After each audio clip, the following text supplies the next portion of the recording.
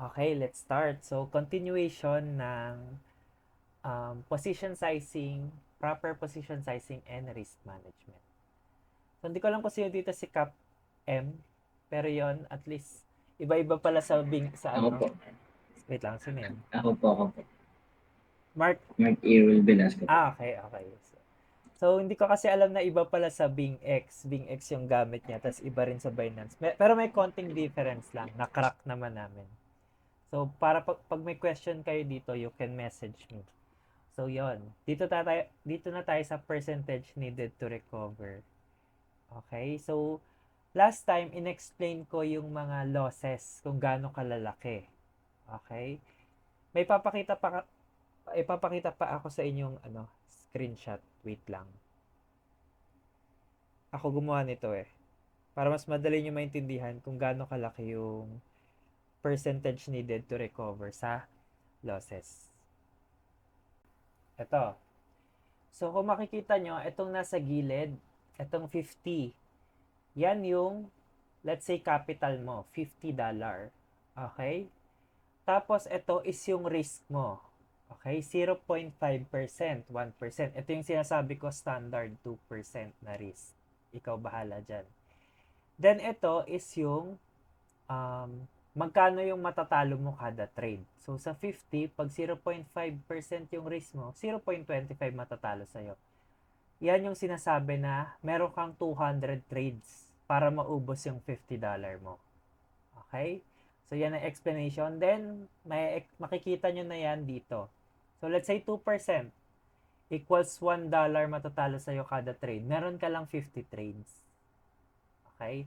Ito yung common. Nasa 10%. Bili mo $50 nila, 10 trades lang, ubos na.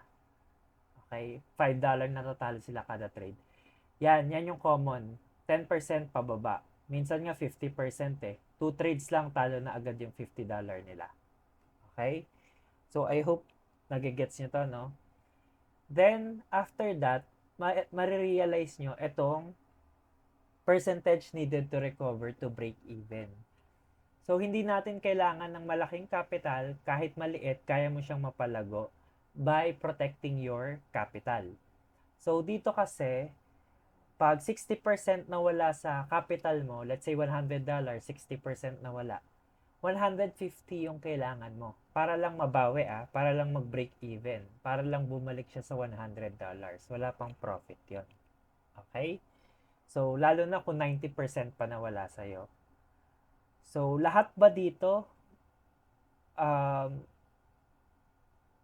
nasunugan na, yung na-liquidate like to zero? Marami po. Ay, ako po. Na-experience nyo naman na yung down to zero. Masakit yan, di ba? Sobra po. Like, sige, para makarelate kayo sa iba, pwede nyong i-chat dyan yung yung mga losses nyo. Like, since you started.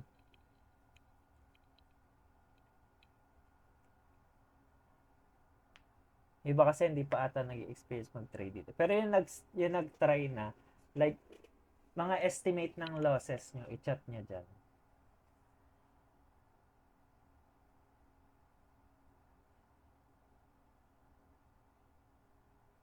20K. Yung iba,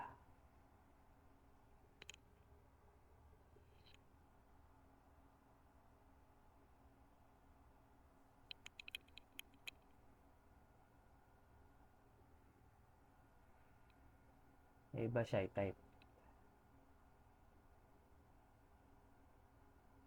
7K kasi more on $2 pa lang ang 0.5 US. So, nag-accumulate na, no? 7K. How about the others? Si Ate Mel, na-experience mo ba yung losses sa spot? Like, natatalo ka ba doon?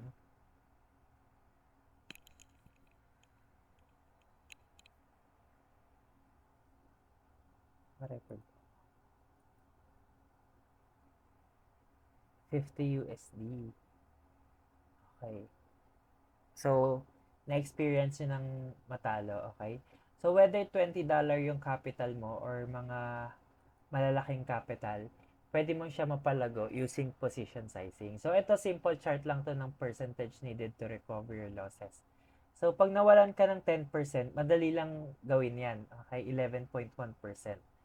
Pero pag nawawalan ka ng mga 50% pataas, dyan ka na mahihirapan. Okay? Kaya hindi pa tayo ganun kagaling sa trading, sa mga TA, sa stop loss. Galingan na lang natin mag-manage ng risk. Okay? So, ito for beginners, okay? Pwede nyo tong gawin. Basta gagawin nyo lang to consistently. Mahirap talaga dito yung consistent eh. So, let's say account balance, $200. Pag may question kayo $200 account balance, then 2% yung risk ng 200 equals $4. Tas ang risk reward mo 1:2. So, na-explain ko itong RR. Yung risk na 1 is yung stop loss, yung reward is yung gain. Okay? 4 times 1 equals 4. Okay? Yan yung natatalo sa'yo kada trade. 4 times 2 equals 8. Yan naman yung nananalo sa'yo kada trade. So, meron kang 3 trades per day. Okay? So, let's assume after 100 trades mo ng 1 month, nanalo ka ng 40, natalo ka naman ng 60.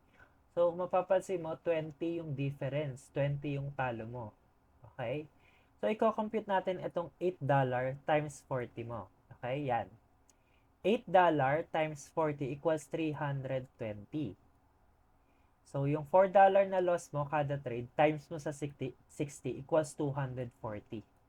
So, nagigets nyo, gain mo at the end of 1 month is $320 to $240. $320 minus $240 equals $80. Nag-gain ka na ng $80 per month.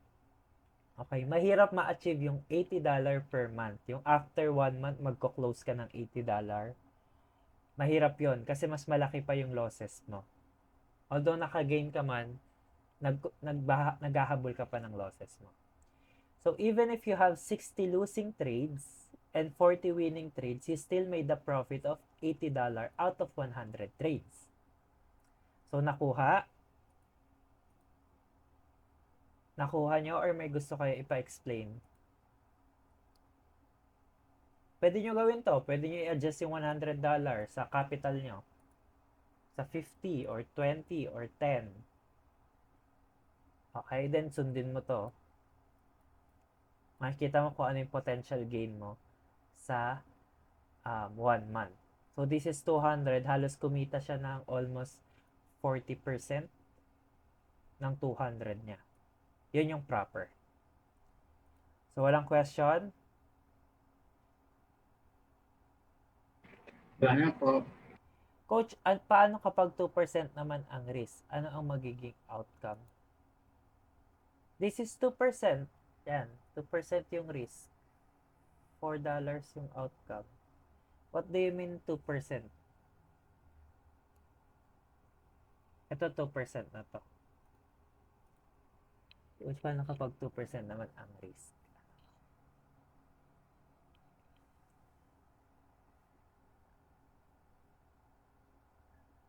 Ano po, at Temel?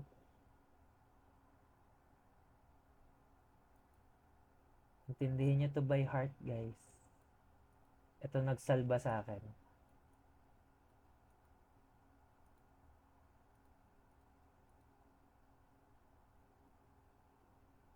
Okay. Pag 2:4, ibig sabihin, halos ganun lang din. Okay? So, matatalo ka ng 2:4. Matatalo ka ng $8, gigain ka naman ng 16. Okay, 2 times 4. 4 times 4 equals 16. Tama ba yung calculation ko? Ganon.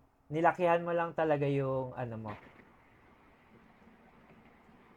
Paano po ba tignan yung 2:4 na risk reward sa trading view? Sa trading view po, Opo. ganito. Um, Paano po nalalaman kung 1:3 ka na or 1:4?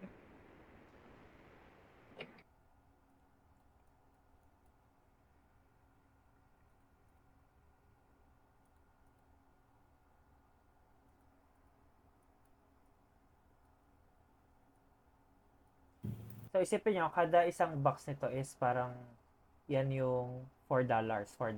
Okay? So,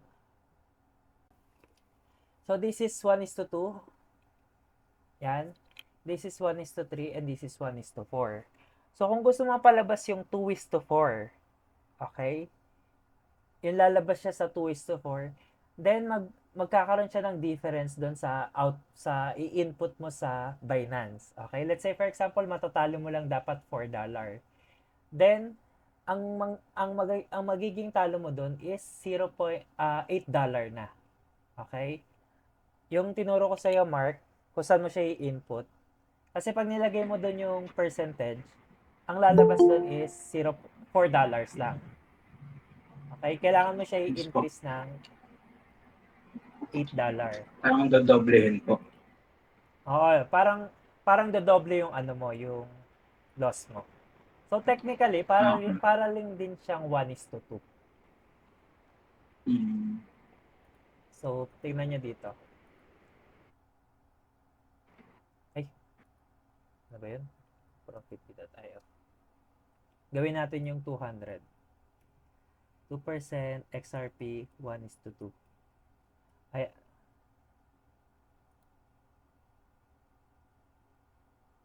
nari dito ay mag-update. Ayan, 1:2. So, kikita ka na, matatalo ka ng $4, kikita ka ng $8. So, try natin yung 2:4. 2:4. Okay. So, same thing, di ba? Ang naging risk-reward ratio mo is 2 pa din. Kasi, ginawa mo lang stop loss mo 2, pero yung gain mo is 4 pa rin. Technically, parang denominator lang eh. Parang ni-round off mo yung denominator. Na 2:4 ngayon, 1:2. Kinalahati mo to, kinalahati mo to. Nakuha? Yes po. Denominator. Tandaan ko pa yun. So, yun. Yung 2:4 at ML, parang 1:2 lang din po yun. Kahit gawin nyo po yung 2:4, kikita pa rin kayo ng $16. Pero matatalo sa inyo is $8. So, next. So, yan na. 1:2 yan. Ang kikitain mo is $80. So, tingnan nyo. Sa buong setup na to, yan. Ang babaguhin ko lang is itong 3. Itong risk reward lang babaguhin ko. Itong number na to. Gagawin ko siyang 3. Yan. Another example with different risk reward. Lahat same, pero ito lang binago ko. 1:3 na siya ngayon. So, $4 times 1 equals $4. $4 times 3 equals $12. So, di ba, nag-increase ka lang ng isang ratio, tumaas na yung potential gain mo. $12 na. Okay. So, same thing. After 1 month, nanalo ka ng 40 trades, natalo ka ng 60 trades. So, $12 times mo sa 40 equals 480 na yon. $4 times 60 equals 240. So, at the end of 1 month, $480 minus 240 equals $240. Okay? Halos 120% na yung ginain ng capital mong $200 by being consistent sa 1:3. Okay? So, even if you have 60 losing trades and 40 winning trades, you still made a profit of $240 out of 100 trades by using the risk-reward ratio of 1:3. Saan galing tong 240? Parang ito lang yan sa 1:2. $80 times mo sa 3. Ayan na siya. 240 at the end of 1 month. So, madali ba ma-achieve to? Kahit na marami kang talo? Madali. Kasi, mahirap lang dito consistency pero dito pag ginawa mo to, madali lang siya kasi hindi mo kailangan maging makadami ng panalo. Yung kailangan sunod-sunod ka manalo. Hindi. Ang allotment mo 60. Okay? So try natin baguhin. Let's say 30 yung panalo mo, 70 yung talo mo. Okay? I-calculate natin. 30 times 12. 12 yung panalo mo kada trade, 360. Okay, tandaan nyo, 360 yung gain mo. Then, 70 yung lost mo times 4. 280. So, 280 minus 360, $80. May $80 ka pa rin kahit ang win mo is 30 lang, tapos ang talo mo, 70. Okay? So, hindi na mahirap yan sa 100 trades na manalo ka ng 30 times lang per day. Hindi lang per day. Kasi after 1 month yan eh. Okay? So, ngayon, since pag na-master mo to, itong risk-reward ratio, na natatalo ka lang ng konti at nababawi mo dapat siya sa malaking gain.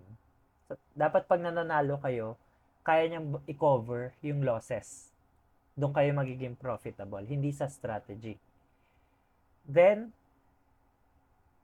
pag na-master mo yan, yung risk-reward ratio, ano yan, sky is the limit. Okay? By using risk-reward ratio of 1 is to 3 and so on. In trading the market, the sky is the limit. You can do RR na 1 is to 5. When you say 1 is to 5, matatalo ka ng $4, gigain ka ng $20. So imagine, kailangan mo ng 5 losses para lang matalo ka ng $20. Pero sa isang gain lang, kaya mo bawiin yon yung 5 losses.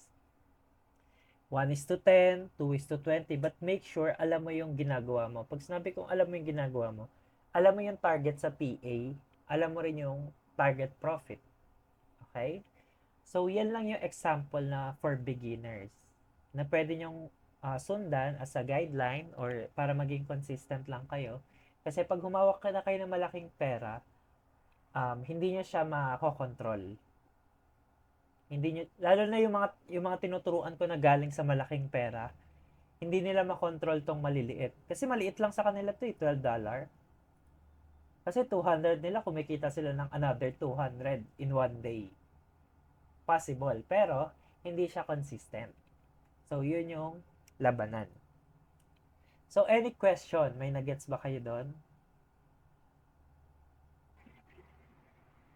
Possible po pala na kahit na mas marami kang talo, at the end of the day, wins pa rin.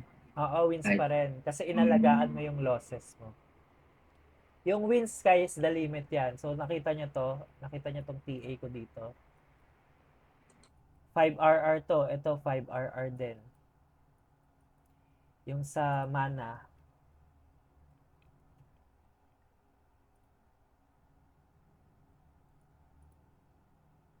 Ayan. 11RR to. So, pag nangyari tong 11RR, tas nakuha ko to, ibig sabihin, kahit matalo ako ng 10 times, may gain pa din ako. Kasi tingnan niya yung stop loss ko, sobrang liit. Okay? So, malaki kasi yung target. So, biruin mo, manalo ka lang na isang beses dyan, 11RR. Then, kahit matalo ka ng 10 times, bawi ka pa rin. Oh. Try mo dito 11RR times 12. 11RR times 4.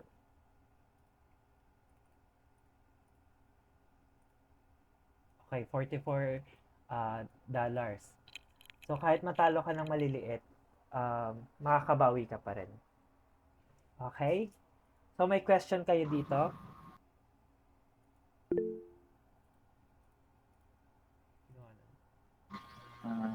Coach, may question lang po ako Sige. about dun sa ano. Yung 1 is to 3 po. Yung 1 po ba dun is yung 1% po dun sa stop loss po? Yes, ito siya. Saan ba yun?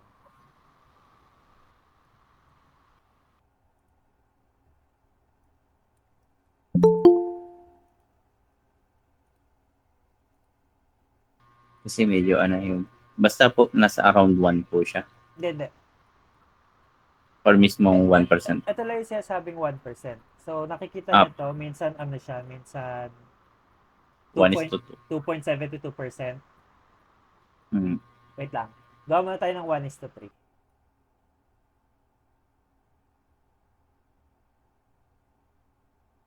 Ayan. So, risk reward natin 1:3.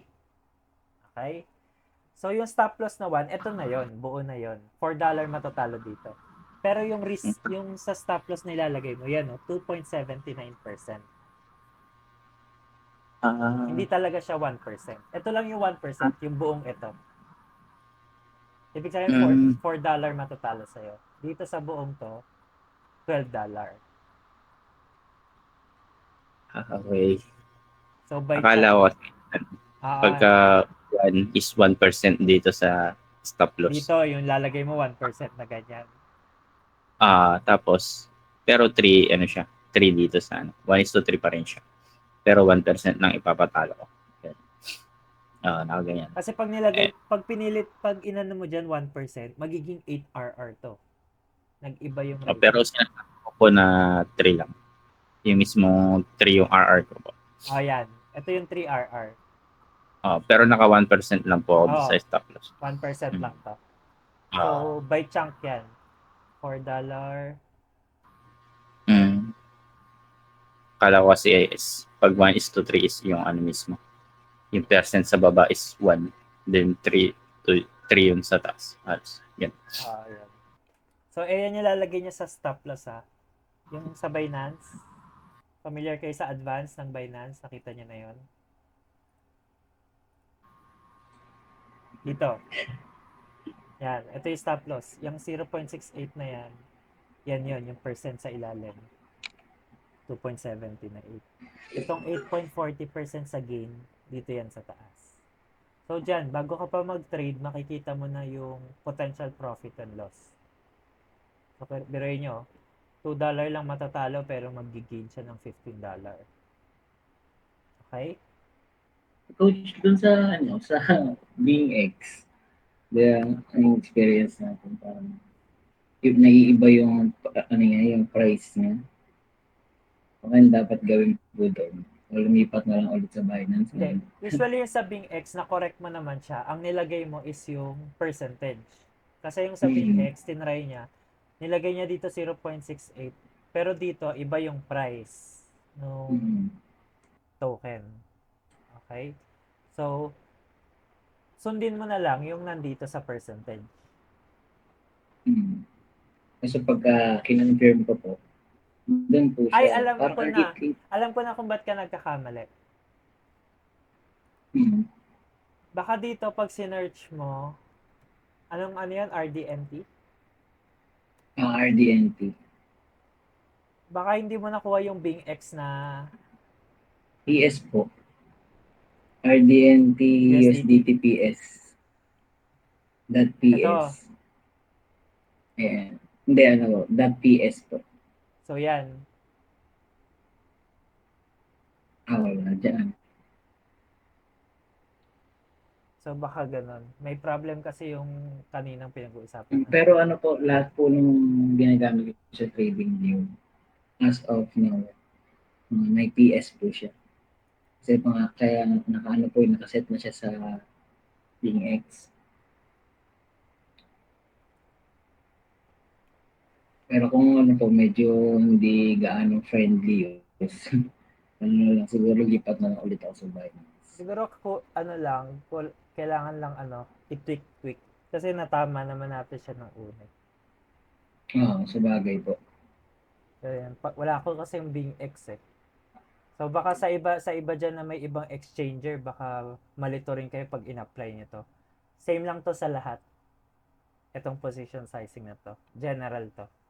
Okay? So, may question pa kayo dyan na gets nyo? Ngayon, if wala na kayong question dyan, punta tayo dito sa, alisin ko na to.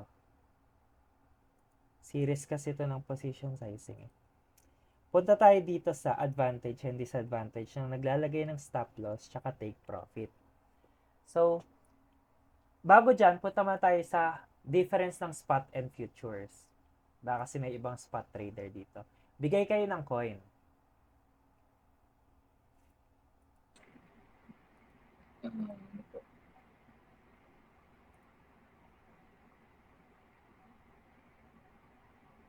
LTC po kaya. LTC.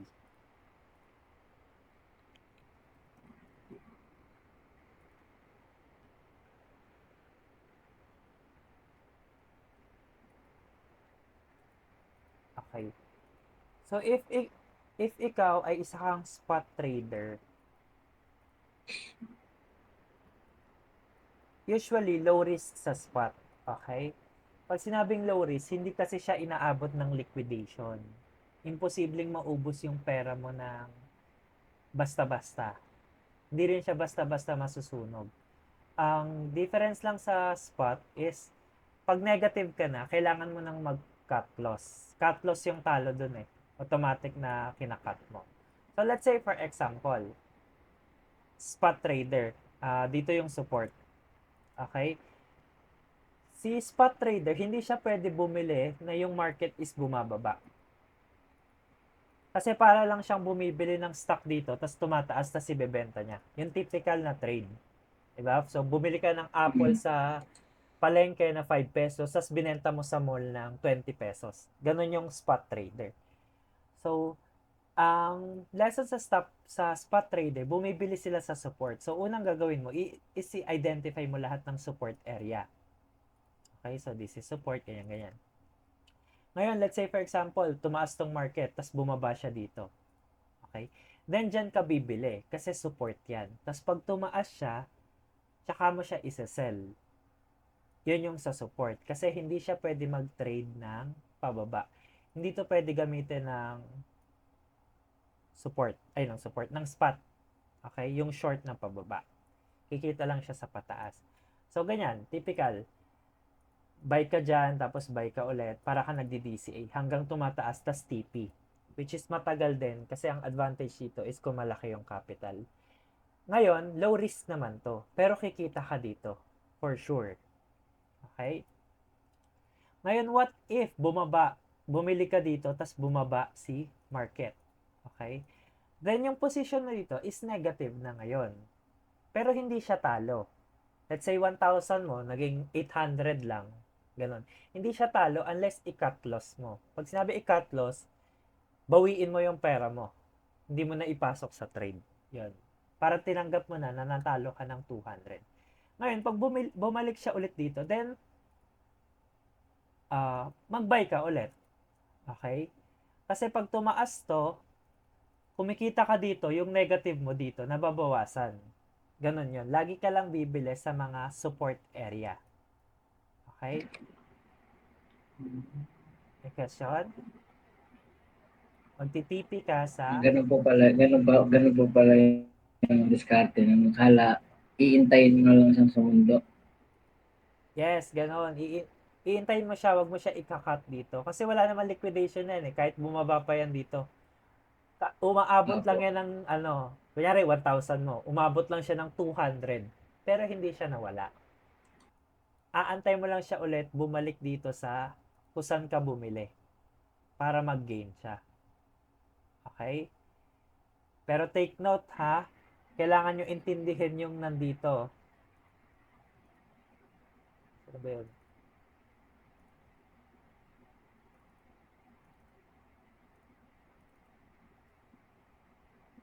Kailangan nyo mag-gets to. Okay? Pag nawala yung 10% mo sa 1,000, magiging 900.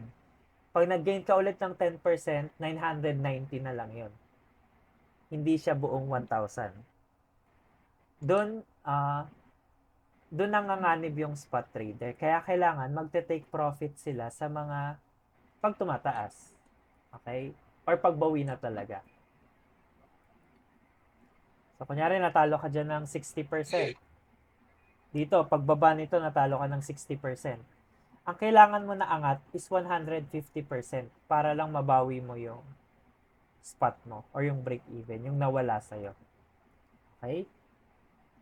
So, pagpapasok ka sa lower time frame, 15 minutes, ganito mo siya lalaruin. So, let's say, for example, this is support.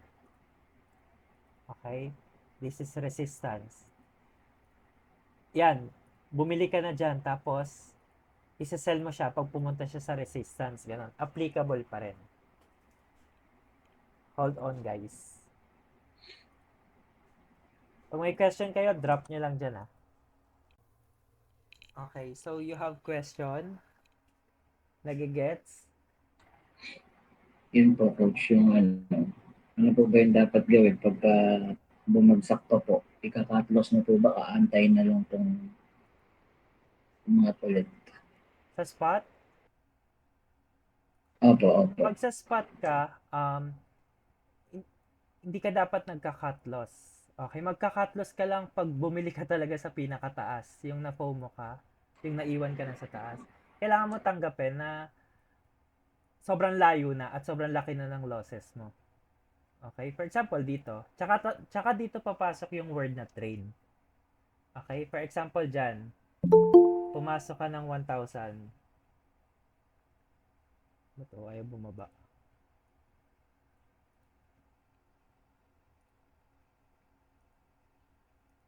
Naalis.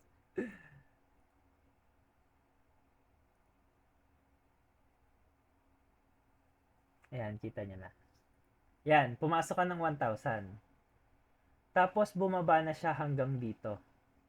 Sabi natin talo ka na ng 500. Ay, hindi dito. Bumaba ka na dito. Bumaba na. Talo ka na ng 500.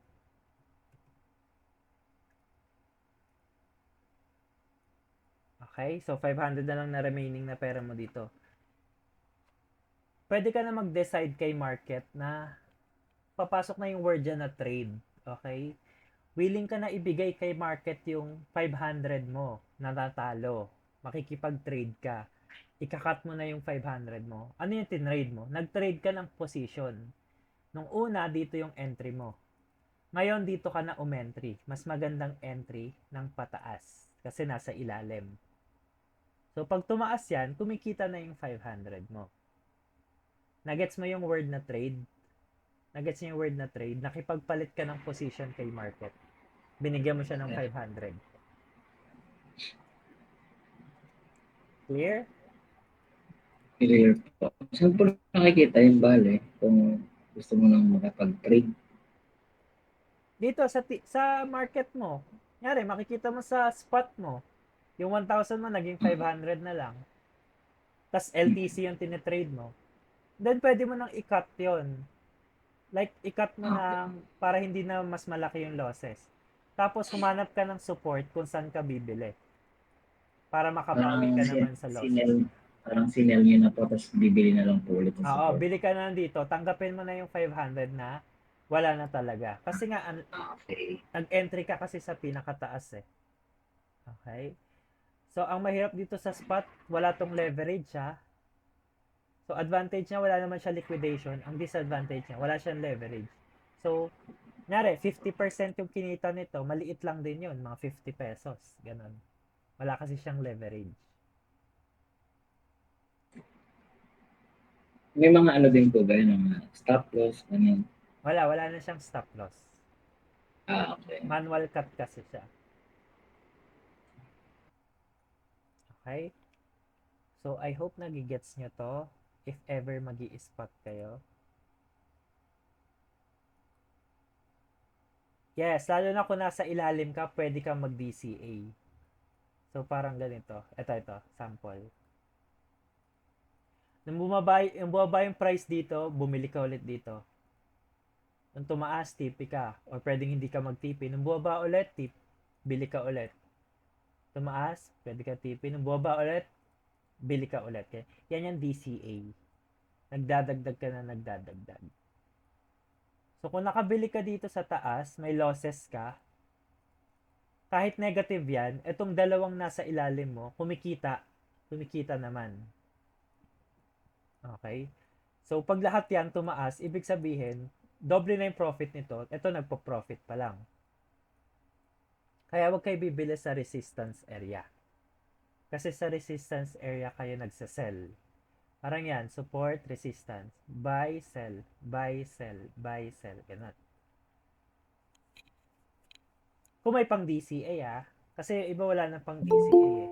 Ina-all in kasi nila sa ito lang eh.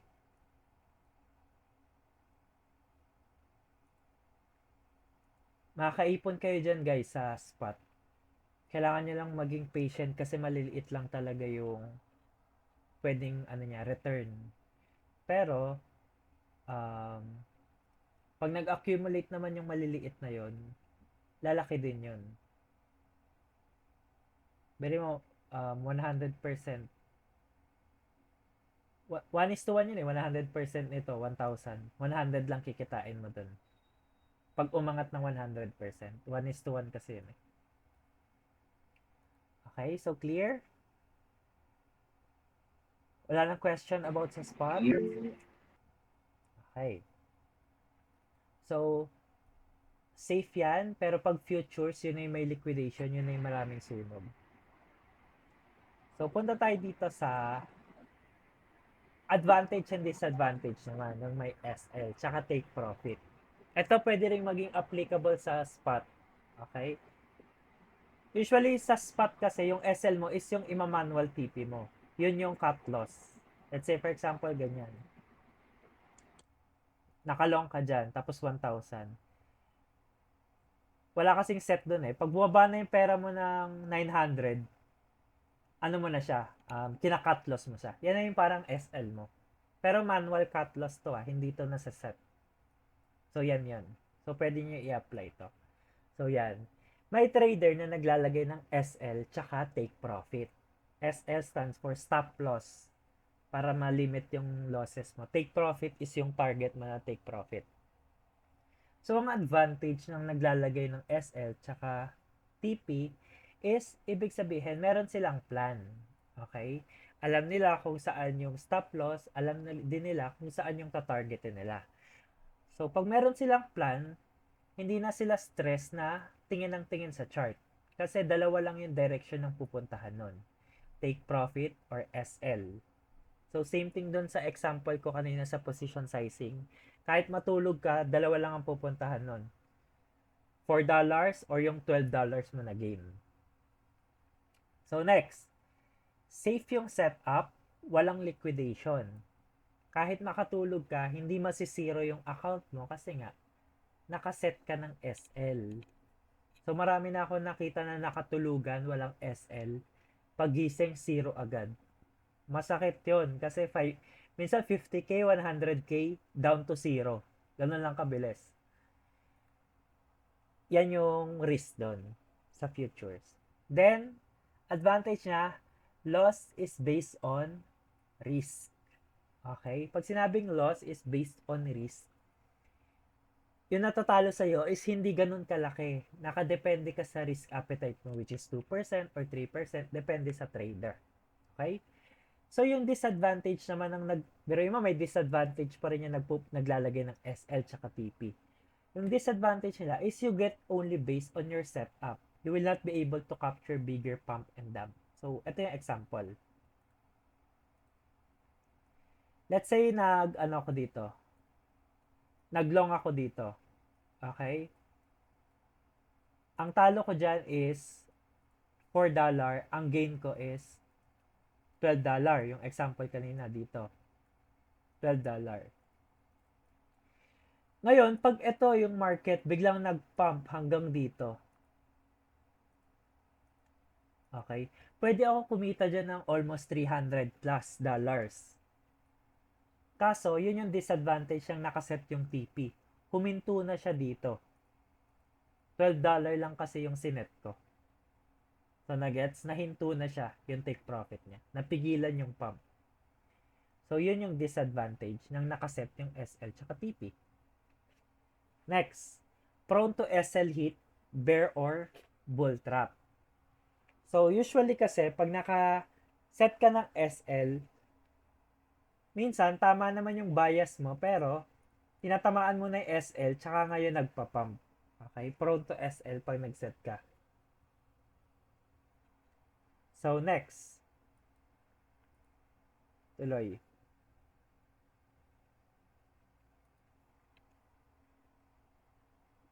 Yan yon yung advantage and disadvantage. Prone to SL hit, bear or bull trap. Next, ano naman yun na walang SL, hindi sila naglalagay ng SL, pero naglalagay sila ng take profit. Ano yung advantage nun?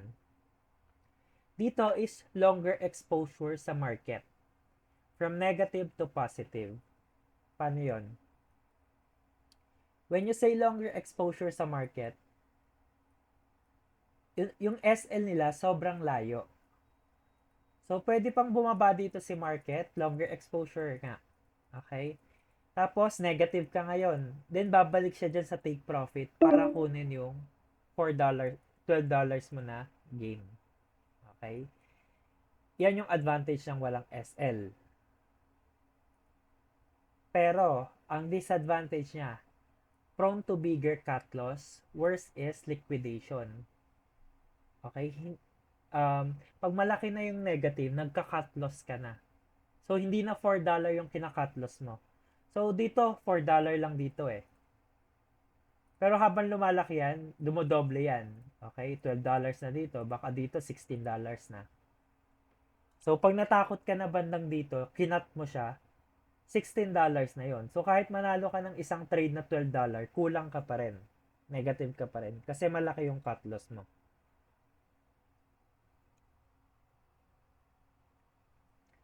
So, nagets? And prone to sa liquidation. Bakit? Kasi pag si market, hindi na umakyat dyan, ang titirahin niya is yung liquidation price mo dito. Pag sinabing liquidation is mauubos yung buong capital. Kung naka-cross or kung isolated naman, mauubos yung margin.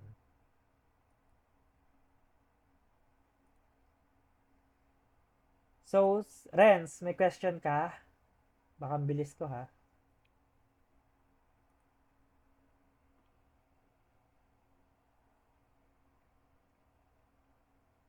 Sige, chill muna. Anong TA mo dyan, sir, kay LTC? Ha? Ano? Anong TA mo dyan kay LTC? Itong LTC, siguro swing ako eh. Baka long term long na to. O kasi ako dyan eh. Nagpasok ako dyan eh. Tinry kong, kasi sa daily,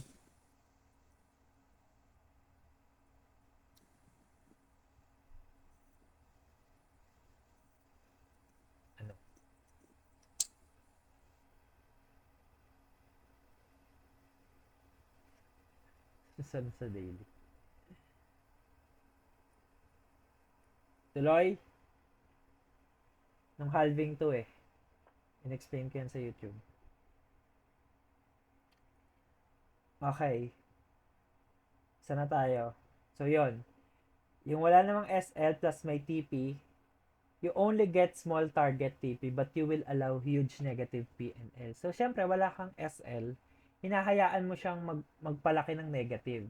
Pero ang makukuha mo lang na take profit is yung $12. Pero yung negative mo hindi na 4. Umabot na siya ng 20. Ganon. Then, hindi ka sure sa entry mo. Kaya ka walang SL. Ganon lang yon. So, for a while, YouTube channel ko, Crypto Chum Trade. Wait lang, basahin ko yan, Ate Mel.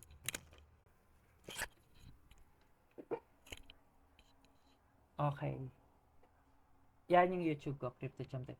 Coach, paano pagbaliktad naman? Possible ba na nakaset na SL pero hindi nakaset ang TP? Ito yon sa next. May SL ka pero hindi naka-TP. Wait lang. Na-unmute ko ba? Okay, yan.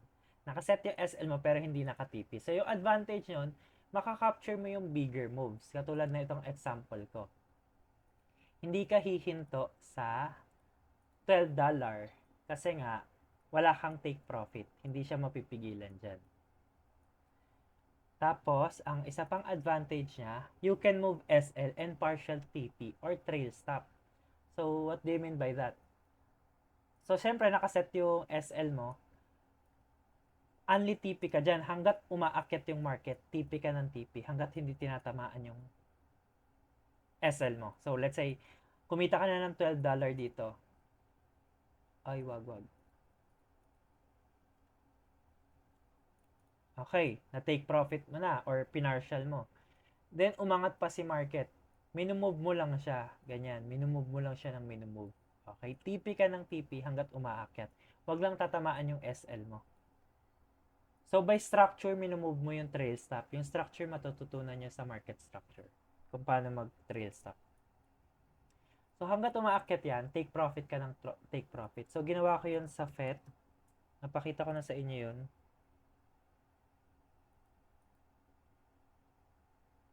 Ayan, chinort ko to sa dulo. Pinartial ko to ng pinartial. Okay? $50, tas $25, tas $12, ayan, tas 2.5. Hanggang bumaba siya. Kung partial ka ng partial, wala ka ng loss din. Kasi, sobrang sumang-ayon na sa'yo yung trend. Okay? Pero may disadvantage. Ang disadvantage niya, magta-time na tayo. Yun yung disadvantage. So, prone to profit to negative PNL. Wait lang, mag-send ako ng another link. Yun. Nagets niyo, Ate Mel, yung kabaliktaran? Ito yung continuation. So, end ko muna to ha. Mag-ano muna kayo, CR break or have a KitKat. Bye.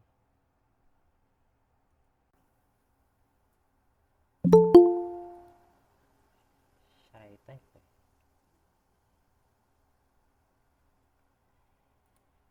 Tuloy tayo sa disadvantage.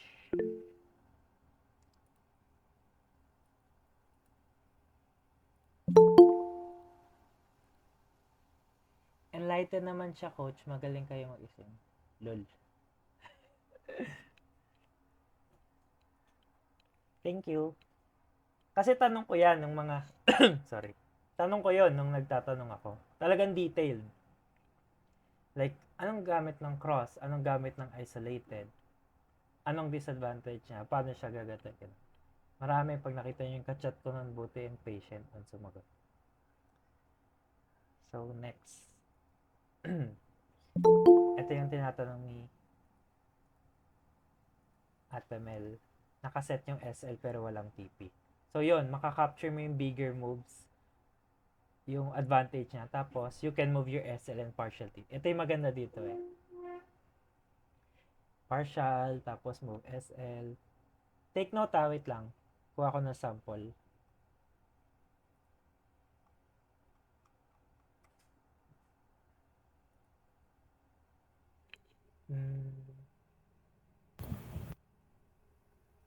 Ito.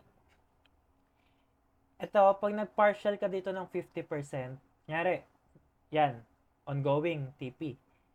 Pag nag-partial ka ng 50%, babawasan niya ito ng 50%. So, magiging 6 yan, around $6. Tapos ito, babawasan niya rin ng 50%. So, kukuha siya ng 8. Ito lang may iwan, yung 127%. So, kunyari, $8 na to, tumaas ulit ng 16 or 20, partialin mo ulit. Ito yung pinartial mo dito na 6, magiging 3 na. Okay? So, yung 3 na yon, umakyat ulit siya ng 10, ganon, tas partial ulit. So, ganon yung partial, 50% ng 50%. So, take note, pag pinartial nyo yan, merong 25%, 50%, 75%, depende sa inyo. Or kung gusto nyo, kunin nyo na to lahat, 100%. Ganon.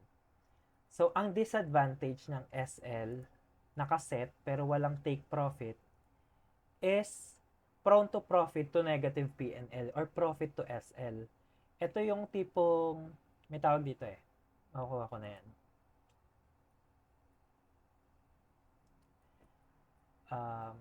Ano ba yung LTC pala yun? Euphoria ba yun? Familiar kayo sa Euphoria? Euphoria. Peak Euphoria. Correct. Peak Euphoria. So, dito, support, naka-ano ka, naka-position ka dyan, support, SL mo. So, ongoing yung TP mo, pataas. Gain ka na. So, ang gagawin mo, syempre, screenshot. Tapos magulat ka, dahil hindi mo pa take profit, babalik siya dito. Stop loss ka ngayon. So, gain ka na sana ng, yung $12 mo, dito dapat $12 lang eh. Pero umabot ka na ng $50. Pero dahil wala siyang set target, bumabagsak pa si market at iniisip mo magpapump pa. Dito yung emotion na hindi, tataas pa yan kahit mag-retrace yan dito. Okay, iniisip mo tataas pa kasi yung bias mo tsaka yung position mo naka-long. Kaya kiniisip ng mind mo, tataas pa yan. So, hindi ka na nag-confirm. So, yun yung disadvantage niya. Minsan, profit na tapos na SL. Natry ko na to, $200 na, down to 0 pa. Down to negative 20 pa. Kasi nga syempre, tinamaan yung SL. Okay? Expect ko kasi aabutin yung TP. Yung Oo. TP. Final TP niya. Usually, pag di inabot yung final TP, pwede mo na yung manualin. Like, minsan hindi na yung inaabot ni market. So, minsan, di ba, $50 na dito. Minsan, hindi dyan nagtitipi yung trader. Kahit profit na yan, as in times 3 na to, profit na yan. Nagtitipi sila dito sa pullback, yung bumabalik. Kasi dito, natatakot na silang yung market is dumaretso pa baba. Kaya instead na dito sila nag-TP ng $50, dito pa sila nag-TP. So, mga $20. Remote, 30 din yung nakaltas sa'yo. Dahil lang iniisip mo, aakyat pa siya. Samantalang ang target mo lang dapat dito, $12. Bonus na yung 50. Okay? Greed na yung papasok dito. Pag bumaba dyan, fear. Okay? So, yun yung disadvantage. Ngayon, sa prone to negative, prone to SL, most of the time, you need to close the price to pull back. So, yun yung in-explain ko sa fear. Then, always nabulol. Always chasing bigger pumps and dump. Okay? So, pag nag-pump yan, lagi kang maghihingi ng more pump. Kahit dulo na yan, baka mag-pump pa yan. Doon kayo nakakakita ng PNL na 10,000, 2,000%. Mga one time lang yon, hindi yun nangyayari sa palaging trading. Okay, nangyayari lang yun pag nagpa-pump lahat ng market. Pero hindi mo yun magagawa ng consistent. So, yon yung disadvantage ng nakaset yung SL, pero yung TP, happy-go-lucky. Question, sa SS muna tapos my day. SS muna tapos SL na yung next. Peak euphoria yun eh. Pag nauna yung flex, nangyari na sa akin yun. So, marami magsi-message share doon na ang galing mong trader, hindi nila alam, stop out na. So, next. Ito naman yung walang SL, tsaka walang take profit. Ito yung TP when happy. Okay? No plan at all. So, wala tong plan. Ito yung nagmamarket. Pag sinabi ng market, hindi na to nag-aabang dito. Kung nasan yung price, pasok na siya dyan sa gitna. Dyan mismo. Okay? And usually, ang ginagawa nito is long and short. So, papasukin ko to ng short. Papasukin ko din to ng long. Pag umakyat yan sa long, titipi ko yung long ko. Pero negative yung short ko. So, bababa din naman yan sa short ko. Parang ganon. So, umakyat siya, titipi ko manual yung long ko, tapos bababa siya ulit, titipi ko yung short ko, then aakyat siya ulit, ganon. Kaya TP to ng TP kasi wala siyang SL, wala rin siyang take profit. So, yan. No plan. No loss dapat to if kaya mo tong gamitin ng maayos. No loss to ha. No loss yung ganitong strategy or tinatawag siyang hedging. Sino nag-hedging na kilala nyo?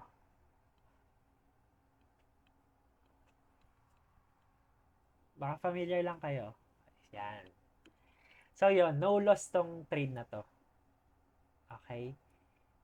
Pero, prone to sa sabihin natin yung disadvantage. Ito yung nag-go along lang with the trend. Okay? Walang bull run or bearish dito. Nakakatipi to pareho.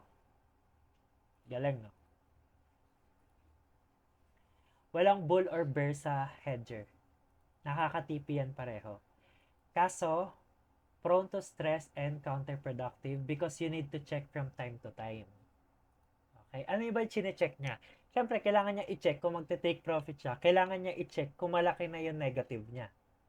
Kasi, di ba, let's say for example, tumaas nga yung market.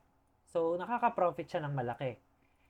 Pero yung short niya, naka-negative na ng malaki. Yun yung kailangan niya i-check. And kailangan niyang ayusin or gamutin. Ginagamot yon. So, soon, matututunan yung gumamot ng malaking negative. So, yon. Then, prone to sa liquidation. Well, dahil wala tong stop loss, liquidation yung pupuntahan niya. Or huge negative P&L. Or yung word na ipet. Pag nakarinig kayo ng word ipet, dito nangyayari yon. Hindi niya magamit yung funds niya ng matagal. Okay? So, let's say, nakalong siya dito. Ito rin yun. Wait lang, explain ko pa. You TP on small gains but you cut on huge loss. Explain ko ha. Ganito yon. Let's say, naka-short siya dito tas nakalong siya. Dito pa lang umakyat yung price, titipi niya na yan. Kasi nga TP lang ng TP eh. Tapos, so wala na siyang position dito kasi na-TP niya na. Ngayon umaakyat yung price, hindi na bumaba. Pinapayagan niya yung malaking negative dito. So dito, na-TP niya lang $50, pero yung negative niya dito, nasa negative $500 na. Hindi pa loss yun, negative pa lang. Ang pupuntahan na nun is liquidation. Yun na yung uubusin niya yung capital mo. Okay? Bari mo dito, tinipi mo na yung $50, dapat malaki pa yung gain mo. Pero yung stop loss mo, hinahayaan mo siya ng negative 500. Pero yung TP mo, ayaw mo siya ng positive 500. $50 pa lang kinuha mo na. Okay? Kasi syempre, yun talaga yung goal ng trader. Okay? So, yun. Tapos, malaki yung mga huge P&L nila. Yung negative. Umaabot ng negative 500 to 1,000 plus. Tapos yun, yun yung problem dito. Nagtitipi lang tayo ng konti, pero hinahayaan natin na malaki yung losses natin. Okay? Ang isa pang disadvantage dito, pag di na kaya, kinakat talaga yan. Pinuputol talaga yan. So at least, na-save mo yung pera mo dito. Okay? Para lang din yung sa spot.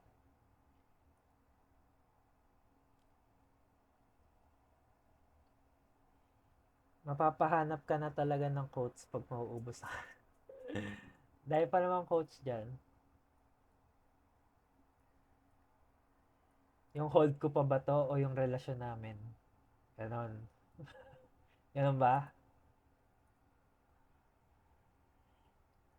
So, eto notes lang to. If ikaw, nag-SL ka pero laging tinatamaan, ibig sabihin, there's something wrong with your setup. Pag sinabing there's something wrong with your setup, ang kailangan mong aralin is yung liquidity placement. Matututunan nyo yan sa susunod na session. Bobulol sa S. Liquidity placement is kung saan kumukuha ng liquidity yung mga market maker. Tayo yung liquidity eh. Pera kasi tayo eh. Yun yung kailangan mo matutunan kung lagi tinatamaan yung SL mo. If hindi ka naman nag-SL kasi nga laging tinatamaan, it means unsure ka na sa setup mo. Okay? Kaya hindi ka na naglagay ng SL. Ang kailangan mong i-improve is yung technical analysis na or yung TA. Nasa loob niyan is itong liquidity placement. Kasama niya na yan. Kasi bakit? Pag unsure ka sa setup mo, okay? Hindi mo alam saan gagalaw yung price. Yun, pag unsure ka sa setup mo, hindi mo alam kung saan papunta yung price. Pag unsure yung setup mo, hindi mo alam kung tama ba yung TA mo or mali. Okay? So, basically, pag unsure ka sa setup mo, ibig sabihin lang, dapat hindi mo na tinitrade yung trade na yon. Discipline naman yon. Okay? Which is, most of the trader walang discipline, kaya sila nagtatrade ng unsure setup. So, yung pinakita ko sa inyo sa spell, may question ba kayo? Yung pinakita ko sa inyo sa spell, dito, spell, wala palang S. Wala, USDT. Itong yan. Dahil sure ako dito, nagkaroon ako ng bias na pababa. So, dito nyo makikita yan. Wait lang. Yan siya nung umpisa. Ganyan lang siya. Okay? Dahil confirm na yung bias ko. Inisa-isa ko yan. So, tinuro ko sa inyo to, yung price action ng polarity. Polarity last session. Okay, yan.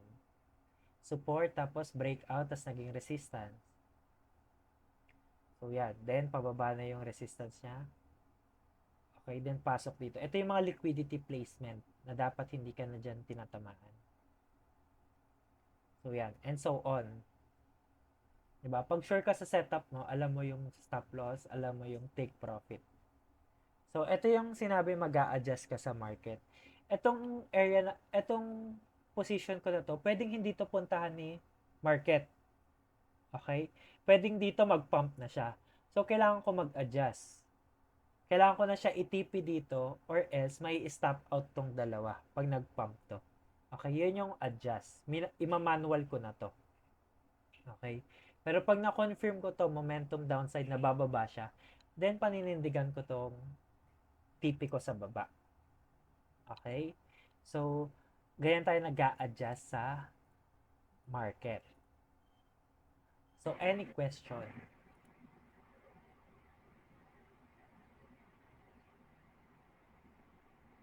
Yes, this Partial discipline. ka din ba? Oh, kasi ito malaki na Partial to. TP ka din po. Oh, nagpa-partial Oo. ako. Discretion talaga ng trader kung gusto mong partial. Tapos, decision mo rin kung gusto mo 50% partial or 25%. May disadvantage din yan kasi pag pinartial mo, nakakalahati yung margin mo eh. So, liliit na yung profit mo. Decision talaga ng trade. So, yun. The best talaga, discipline plus game plan. Yes, discipline, tsaka consistency, tsaka game plan. Okay? May question?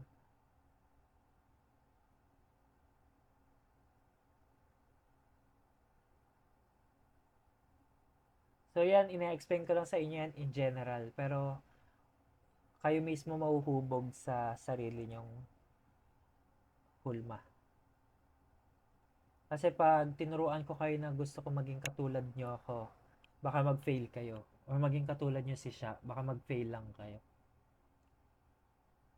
Okay? So, next. Last na to.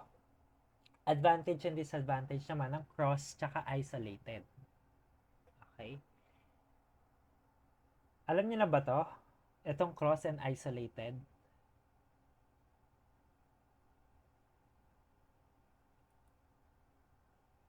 Familiar na kayo sa cross and isolated?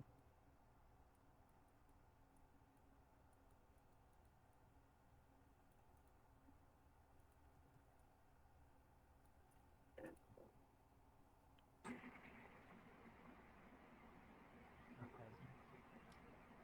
So, gawin na natin yung kanina, $200 yung capital niya.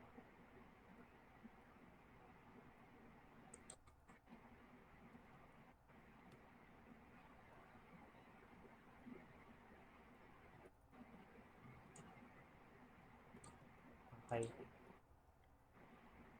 So, usually kasi, ang cross tsaka isolated, pag sinabi isolated, ina-isolate niya from the word itself, ina-isolate niya yung pera mo. So, 2% ng $200 is $4.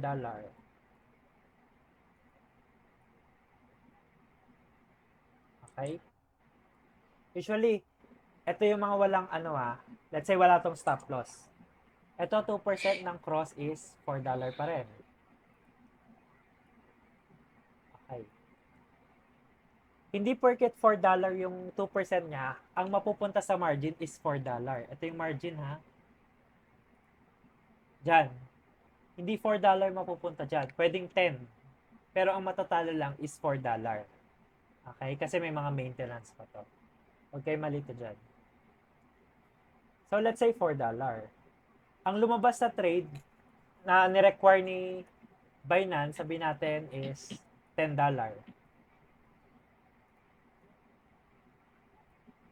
Okay, mali to. So, $10 yung nasa margin, yung nandito. Nandyan. Pero matatalo pa rin is $4. Tapos ang magigain mo pa rin is $12. Yung katulad kanina.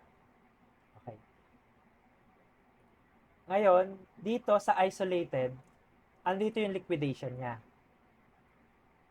Okay? Pag itong isolated, bumaba dito, mawawala tong $10 mo. Okay? Yung itong $4 na to, nasa loob to ng $10.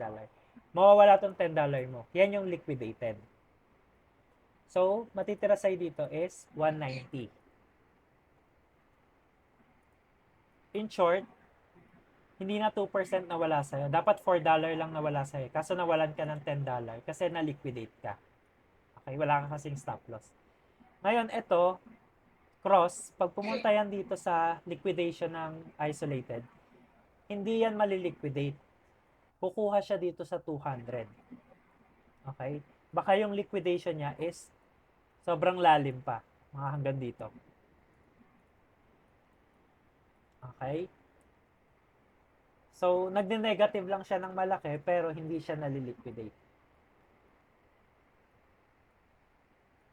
Mal-liquidate lang siya pag bumaba na talaga dito yung price. Okay? So, diyan kayo naiipit. Let's say bumaba siya dito at negative 100 na negative $100 dito. Okay? Ibig sabihin, ipit ka ng negative $100. So, nasa available balance mo is $100 na lang. Kasi nga, ipit pa yung 100. So, ganun. Yan yung cross. Nakuha?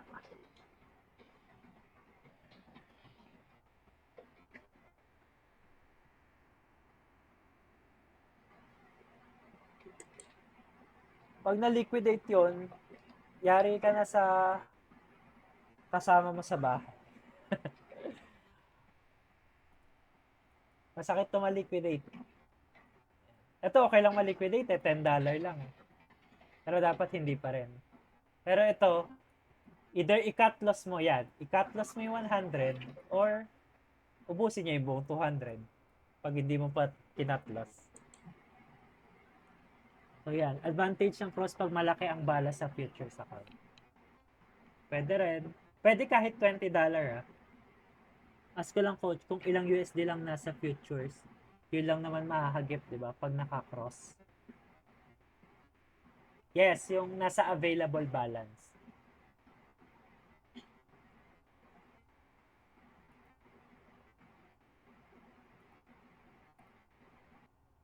Yung nasa available balance lang mahahagip niya. Hindi kasama yung sa spot ha. So, yon. Yan. So, cross margin, it will use your whole capital for trading. Isolated, it will use 2% of your capital trading. So, sa exposure, mas malaki yung exposure ng cross kasi nga, pag bumaba siya ng negative $100, pwede pa siya umangat. Ito, medium exposure lang. Risk reward naman ng cross is high risk, high reward. Okay? Kung gusto makatipin ng malalaki, kailangan mo mag-risk ng malalaki. If you lose, you can wait for it to return. Pag yun nga, pag negative 100 ka, pwede pa yun bumalik. Ito naman, low risk, low reward. Pero pwede rin tong high reward, tong isolated. If you lose, it means you need to study more. Sakit. Pero totoo to. So, disadvantage ng cross, your whole capital might be affected. Isolated, prone to easy liquidation or stop loss. Lagi ito na yung stop loss eh, isolated. Minsan, 3 setup mo, sunod-sunod stop out. Kaya ka nagko-cross. Exposure, ito yung huge negative P&L or EPET. Ito naman, problem ng isolated, laging stop loss hit. Dahil may stop loss siya, lagi may hit. Risk reward, you're risking the whole capital. Ito naman sa isolated, patience for smaller gains. Okay?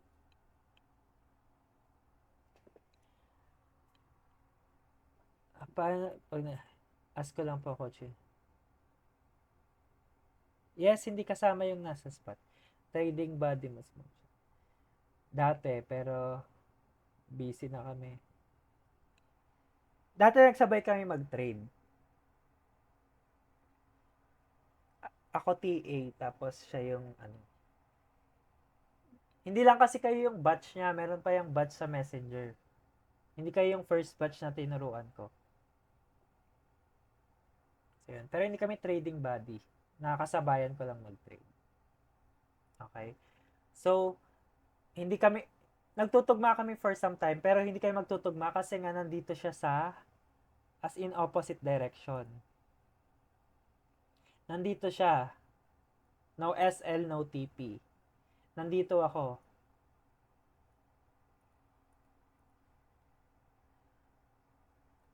Pero goods naman yung result. Okay? So, dyan sa Telegram nyo, baka makahanap kayo ng trading buddy or trading crush. Inspiration.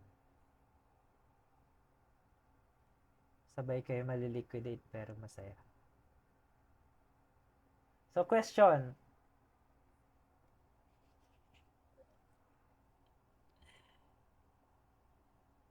Dati lovers in scam eh.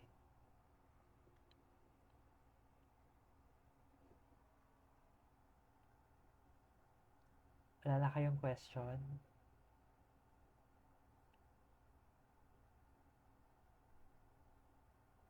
Ano nagpapa-mentor ka, coach? Actually, habang tinuturoan kayo, may iba akong batch na tinuturoan na paid mentorship. Sa ibang ano,